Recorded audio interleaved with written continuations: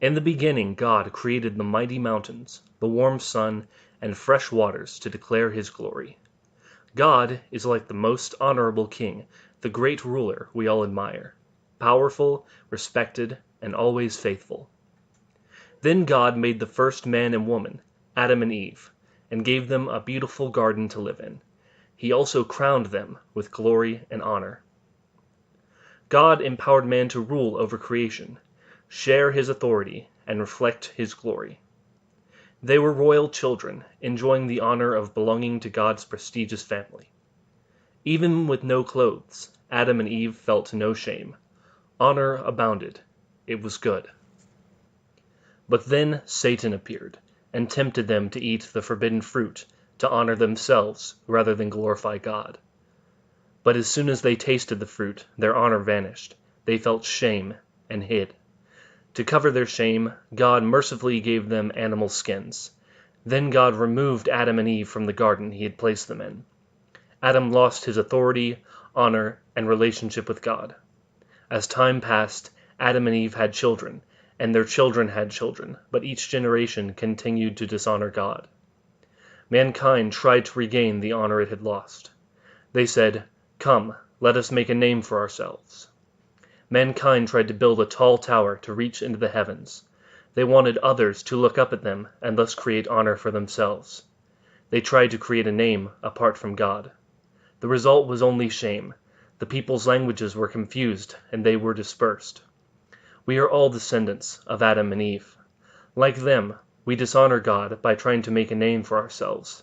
Therefore, we inherit shame, and then our own sin brings more shame. We all fall short of God's honor. Each generation tries new ways to restore honor. Some fashioned idols and put them in temples that people must bow down to. Others believe honor comes from having expensive things. Some determined they had to follow local traditions and worship spirits in the trees, rocks, or mountains. If you maintained the group's expectations, you got some honor, and everyone thought their group was superior and tried to dominate over other groups. But this honor was temporary, because it was from humans. These social rules actually increased shame by excluding some people.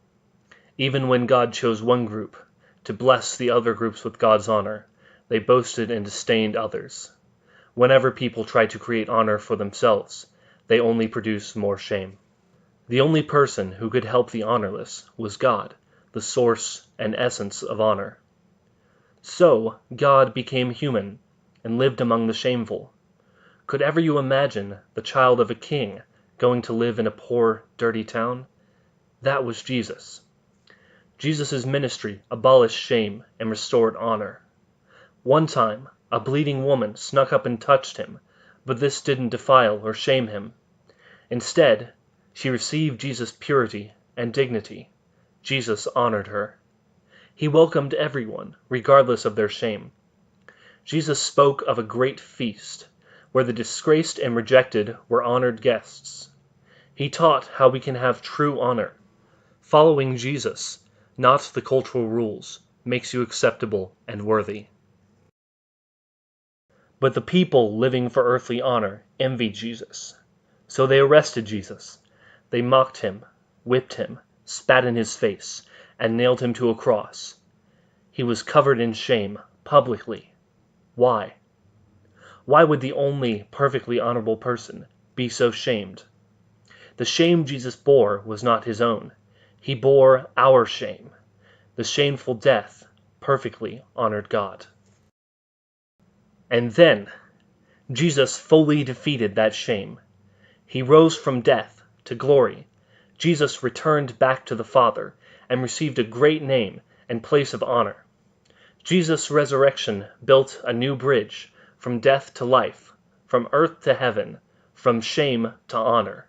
Finally, people could get what they always wanted, true and eternal honor from God.